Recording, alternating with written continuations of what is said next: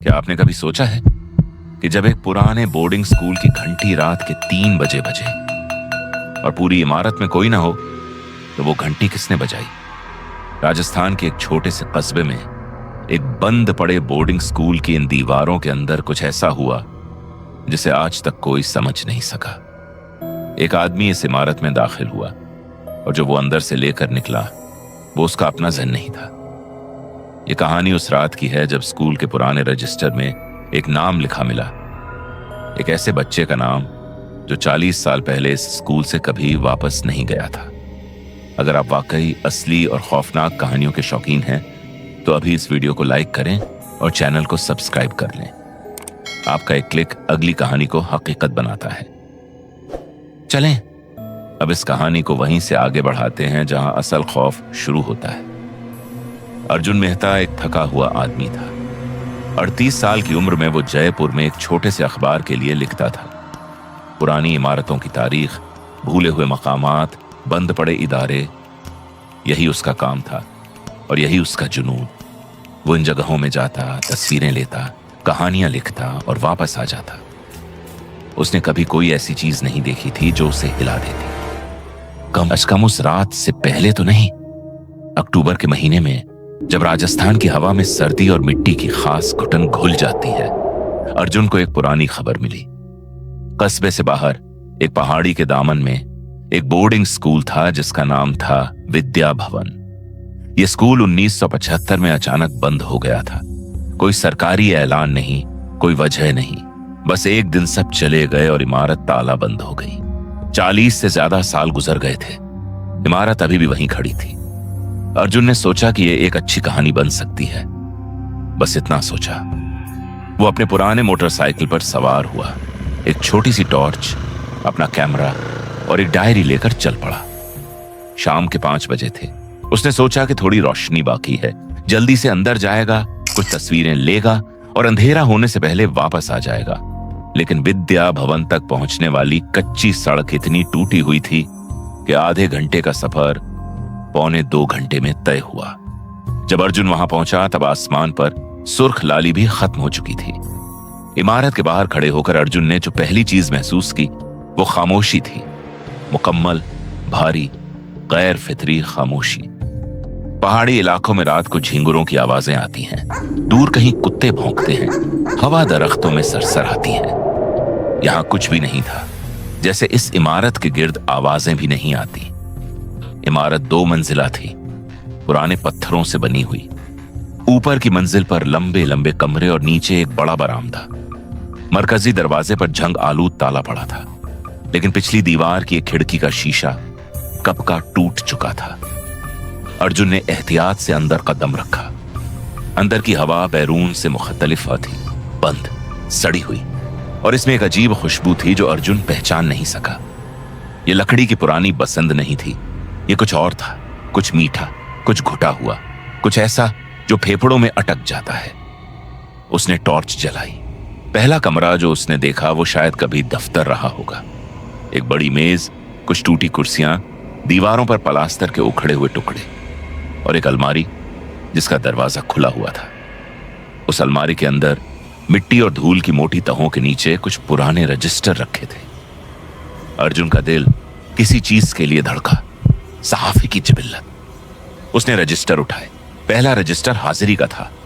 1970 से 1975 तक के साल, बच्चों के नाम, तारीखें, हाजिरी के निशान, सब बहुत आम। लेकिन आखिरी सफहात में अर्जुन का हाथ रुक गया। अक्टूबर 1975 की तारीख पर एक नाम बार बार लिखा गया था, एक ही हाथ से, एक ही कलम से, लेकिन बार बार जैसे किसी ने लिखते लिखते हाथ नहीं रोका हो।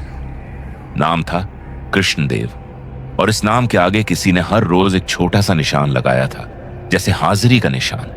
लेकिन तारीखें आगे बढ़ती रही थीं और निशान लगते रहे थे, नवंबर में भी, दिसंबर में भी। और फिर अचानक मार्च 1976 में आखिरी सफ़े पर सिर्फ ये अल्फाज लिखे थे, वो अभी भी यहां हैं। अर्जुन ने टॉर्च उठाई और रजिस्टर की तस्वीर ली। उसके हाथ थोड़े कांप रहे थे, लेकिन वो खुद से कह रहा था कि ये किसी पुराने मुलाजिम की अजीब आदत होगी कोई जहनी मरीज रहा होगा, कुछ और वजह होगी। वो ऊपर जाने का इरादा रखता था। सीढ़ियां पत्थर की थीं। हर कदम पर एक दबी हुई आवाज आती थी, जैसे पत्थर के अंदर से कोई सांस ले रहा हो। ऊपर की मंजिल पर एक लंबा गलियारा था और दोनों तरफ कमरे, बच्चों के सोने के कमरे, लंबे लंबे, तारीक, और हर कमरे में लोहे के पुराने पलंगों के ढांचे। अर्जुन ने पहले कमरे में कदम रखा। पलंगों पर अभी तक कुछ पुराने गद्दे पड़े थे, सड़े हुए, फटे हुए। एक कोने में एक छोटा ट्रंक रखा था, जैसे किसी बच्चे ने जाने से पहले अपना सामान नहीं उठाया। अर्जुन ने ट्रंक खोला। अंदर एक पुराना कुर्ता था, एक टूटी हुई पेंसिल और एक छोटी सी तस्वीर। तस्वीर में एक लड़का था, 10 या 12 साल का, साफ संजीदा चेहरा, आंखें आगे देखती हुई। तस्वीर के पीछे लिखा था कृष्णदेव, कमरा नंबर 7। अर्जुन ने तस्वीर की तरफ देखा, फिर इस कमरे की दीवार की तरफ देखा। दीवार पर नंबर लिखा था। यह कमरा नंबर 7 था। अर्जुन ने खुद को संभाला। इत्तेफाकन होता है, पुराने स्कूलों में बच्चे उन्हीं कमरों में रहते हैं जो उन्हें दिए जाते हैं। ट्रंक उसी कमरे में होगा। कोई बात नहीं।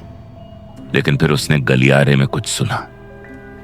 एक कदम की आवाज, बहुत आहिस्ता, बहुत धीमा, जैसे कोई नंगे पांव पत्थर पर चल रहा हो। अर्जुन ने टॉर्च गलियारे की तरफ फेरी। कोई नहीं था। खाली गलियारा, खाली दीवारें, आखिर में एक बंद दरवाजा। अर्जुन ने इंतजार किया, सांस रोके, पूरे 1 मिनट तक कुछ नहीं। उसने सोचा कि पुरानी इमारतों में आवाजें आती हैं, लकड़ी सिकुड़ती है, पत्थर हरारत छोड़ते हैं, चूहे चलते हैं। वो आगे बढ़ा। तीसरे कमरे में अर्जुन को कुछ और मिला।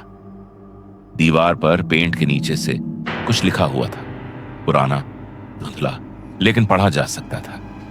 किसी ने पत्थर पर किसी तेज चीज से खर्च कर लिखा था, उस्ताद जी कहते हैं कि कृष्ण को जाना होगा, लेकिन कृष्ण कहीं नहीं गया। कृष्ण अभी भी यहां सोता है। लिखाई एक बच्चे की थी, टेढ़ी मेढ़ी, कच्ची, लेकिन अल्फाज वाज़ेह थे। अर्जुन के मुंह से बेइख्तियार अर्जुन मेहता ने सरगोशी में कहा, यह किसने लिखा? जवाब में गलियारे से आवाज आई। इस बार कदमों की नहीं, घंटी की आवाज। स्कूल की वही पुरानी घंटी जो मरकजी हॉल में लगी होती है। 1 बार, 2 बार, 3 बार और फिर बंद। अर्जुन की टांगें जम गई। उसने अपने आप को हरकत करने पर मजबूर किया और गलियारे में निकल आया। टॉर्च उसके हाथ में थी और वो सीढ़ियों की तरफ बढ़ना चाहता था, लेकिन उसकी नजर आखिरी दरवाजे पर पड़ी। वो दरवाजा जो पहले बंद अब खुला था। अर्जुन नहीं जानता कि वो उस दरवाजे की तरफ क्यों गया। शायद वो सहाफी अभी उसके अंदर से नहीं गया था। शायद उसने सोचा कि कोई और इंसान है जो यहां आया हुआ है, कोई हम जैसा। शायद वो खुद को यकीन दिलाना चाहता था। उसने दरवाजे से अंदर देखा। यह कमरा बाकी कमरों से मुख्तलिफ था। यहां पलंग नहीं थे, सिर्फ एक कुर्सी थी, एक छोटी मेज, और मेज पर एक खुली हुई किताब। अर्जुन ने किताब की तरफ टॉर्च मारा। किताब एक दरसी किताब थी, हिसाब की, और उसके ऊपर एक कॉपी खुली हुई थी। उस कॉपी में किसी ने हिसाब के सवाल हल किए थे। अर्जुन ने करीब जाकर देखा। सवाल आज की तारीख के थे। अर्जुन ने 1 कदम पीछे लिया। उसका जहन ये मानने से इनकार कर रहा था। पुरानी कॉपी गलत तारीख लिखी होगी, कोई और आया होगा पहले, कोई बच्चा यहां खेलता होगा। लेकिन कलम, मेज पर कलम रखा था और कलम की स्याही अभी तक गीली थी। अर्जुन ने अपनी उंगली कलम की नोक से लगाई और उंगली पर स्याह धब्बा आ गया। ताजा, बिल्कुल ताजा। उसी लम्हे अर्जुन मेहता ने कांपती आवाज में कहा, कौन है यहां? और जवाब मिला, लेकिन आवाज से नहीं। कॉपी के सफरे खुद ब खुद पलटे। हवा नहीं थी, खिड़की बंद थी, लेकिन सफहे उलटते रहे आहिस्ता आहिस्ता, जब तक आखिरी सफदे पर ना पहुंचे।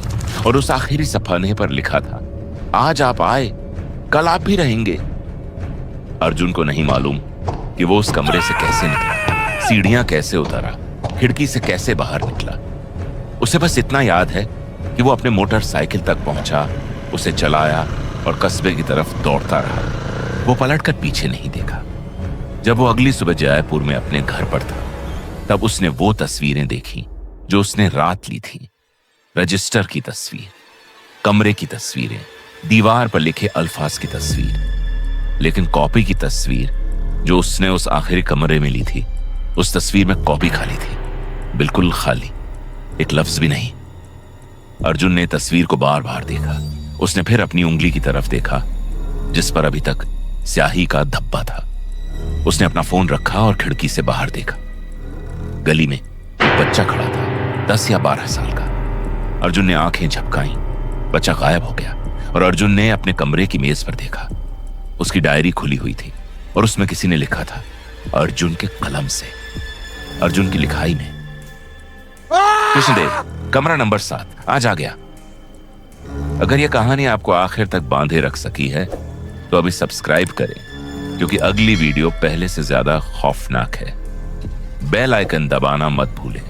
अगली बार तक महफूज रहें और याद रखें, बंद इमारतें सिर्फ उस वक्त तन्हा होती हैं जब तक कोई उन्हें ढूंढने नहीं आता।